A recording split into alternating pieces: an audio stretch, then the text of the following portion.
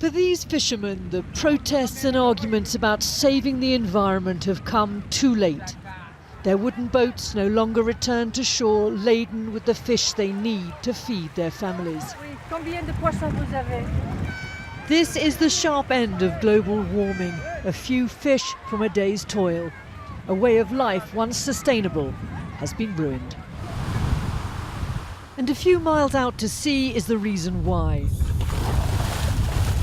Those studying Madagascar's vast coral reefs say they're witnessing one of the world's marine disasters.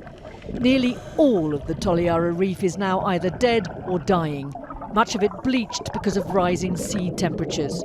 And this isn't only happening here in Madagascar. Half the world's coral has died in the past 30 years. It's destroyed, and we should be worried about it now and the future. Especially for the future generation of the coastal communities in the region. And I think it's the same in many regions in the world. An estimated 6 million people worldwide depend on healthy coral for their catch, fishermen like Zala Jabon. He may cast his nets just as his father and grandfather did before him, but unlike them, he hardly catches anything. How does the catch compare now to when you were a boy?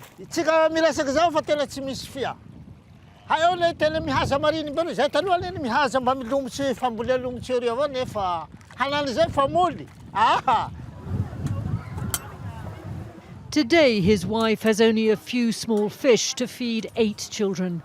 Climate change here means empty nets and empty bellies too. Emma Gibbons came here 16 years ago to study the reef, seeing the problems she's never felt able to leave. There's no way out. You fish or you die. From a developed country, we have a responsibility to try and reverse some of the damage that we've created.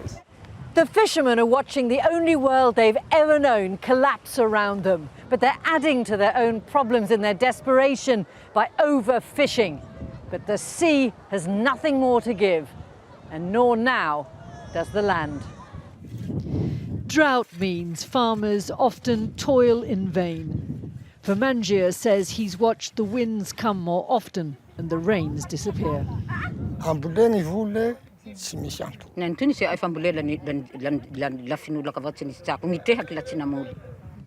Their grandchildren are hungry and growing up malnourished.